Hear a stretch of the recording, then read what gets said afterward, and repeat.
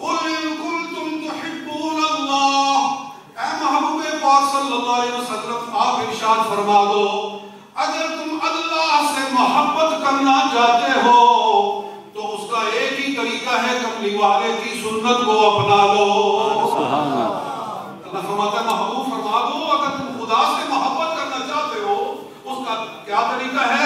فَاتَّبِعُونِی، میری پیروی اختیار کرو، جو میں کر رہا ہوں وہ تم کرو، جو میں کہہ رہا ہوں وہ تم کہو، جیسے میری سنت جیسے میری صورت ہے ویسی صورت بنا لو، جیسے میری سیرت ہے ویسی سیرت بنا لو، تو پھر کیا ہوگا؟ پھر تم خدا سے محبت کیا کرو گے؟ پھر خود خدا تم سے محبت کرے گا۔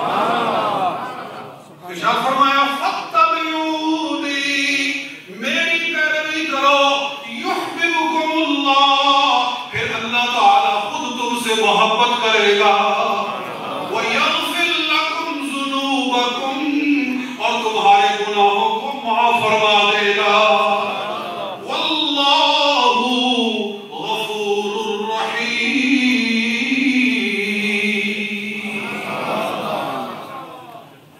میں جب آیا تھا تو میرے سے مجھے کہا گیا تھا کہ معراج مصطفیٰ صلی اللہ علیہ وسلم پر بات کرنی ہے، لیکن ابھی مجھے حکم دیا گیا ہے کہ سرکار کی محبت پر بات کرنا۔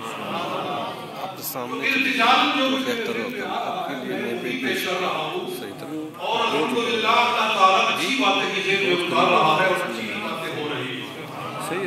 داتا صاحب رحمۃ اللہ تعالیٰ علیہ اپنی کتاب کشف المحجوب میں ارشاد فرماتے ہیں اگر کوئی شخص تمہیں ہواؤں میں اڑتا ہوا نظر آئے اور پانی کے اوپر تیرتا ہوا نظر آئے تو دیکھو کہ رسول پاک کی سنت کو اپنانے والا ہے کہ نہیں۔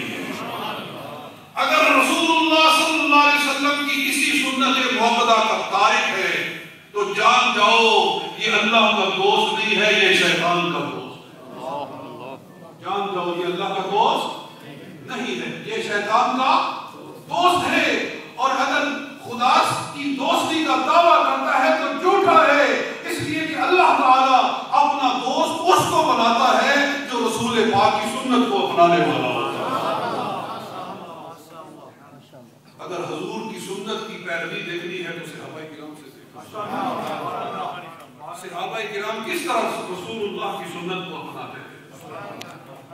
عزیزان گرامی، یہ بخاری شریف میں حدیث ہے، کتاب الحج اٹھاؤ، حضرت عبداللہ بن عمر رضی اللہ تعالیٰ عنہ حج کرنے کے لیے تشریف لے گئے، میدان عرفات میں پہنچے اور صحابہ کرام عبداللہ بن عمر کی ایک ایک حرکت کو نوٹ کر رہے ہیں کہ عبداللہ بن عمر کہاں کھڑے ہوتے ہیں، کہاں بیٹھتے ہیں، کہاں جاتے ہیں، کہاں آتے ہیں، اس لیے کہ عبداللہ بن عمر ایک اتھارٹی بن گئے تھے سنت کے بیان کرنے میں۔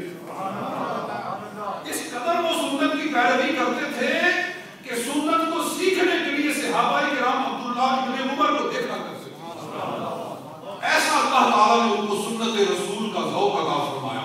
یوں تو ہر صحابی ہی سرکار کی سنت کو اپنانے والا تھا، مگر عبداللہ بن عمر کو سرکار کی چھوٹی چھوٹی یعنی جو حضور نے کام کبھی کوئی کیا تھا اس سے بھی پیار تھا۔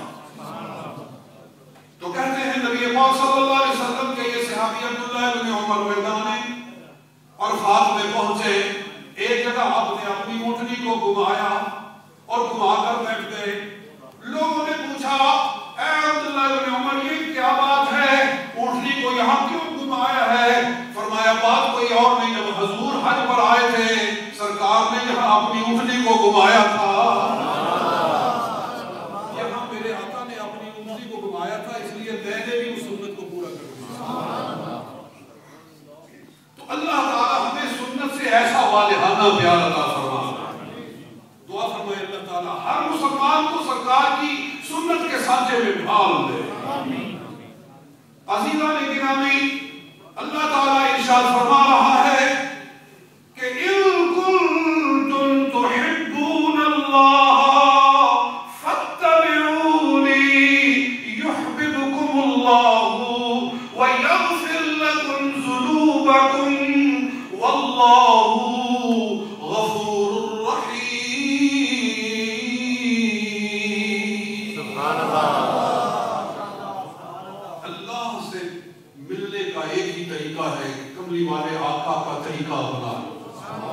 سرکار کا رستہ اپنا لو، اور اگر کوئی یہ نہ اپنائے اور پھر کہے کہ میرا خدا سے تعلق ہے تو وہ جھوٹ بولتا ہے۔ اور آج ہم ایسے لوگوں کو دیکھتے ہیں کہ سنت تو سنت رہ گئی، فرض کی بھی پرواہ نہیں ہوتی، فرض کے تارک ہیں، اور پھر کہتے ہیں کہ ہمارا خدا سے تعلق ہے تو وہ جھوٹ بولتے ہیں۔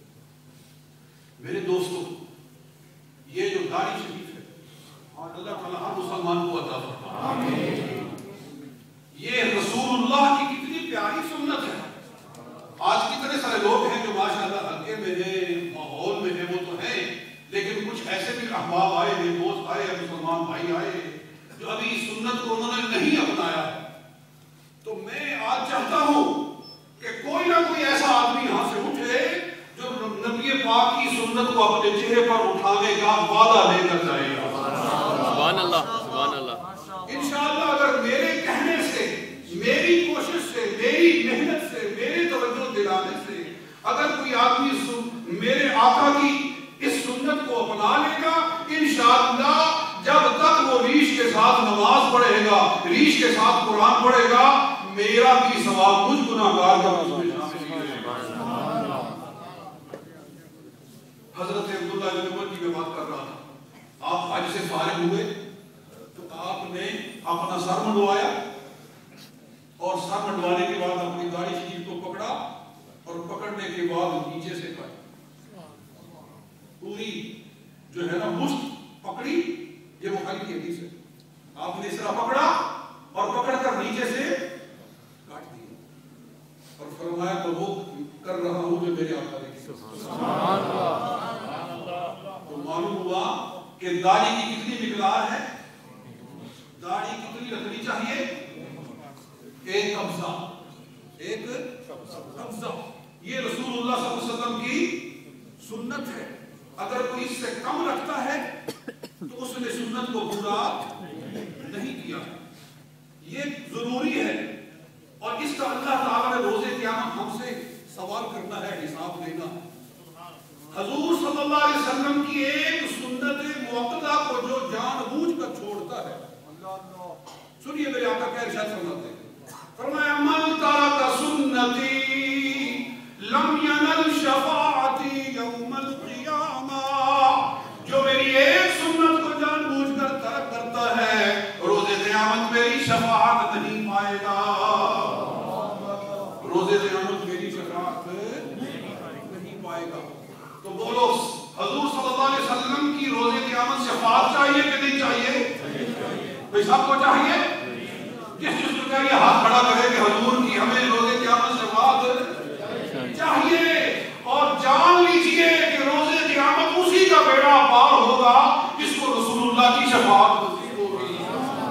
روز قیامت حضور کی شفاعت کے بغیر کوئی کام ہو سکتا نہیں ہے۔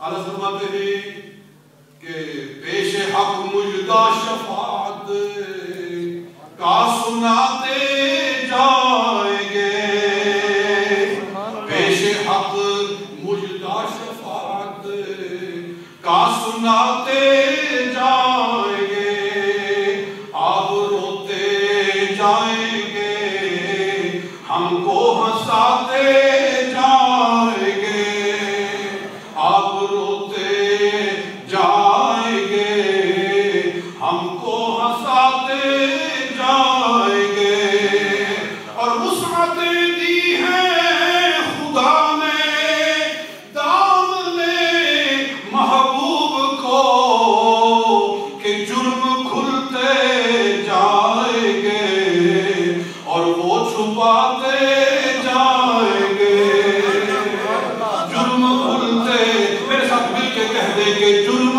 کھلتے جائیں گے اور وہ چھپاتے جائیں گے۔ نعرہ تکبیر، نعرہ رسالت، نعرہ تحقیق، نعرہ غوثیہ، فیضان حضور خواجہ خواجگان۔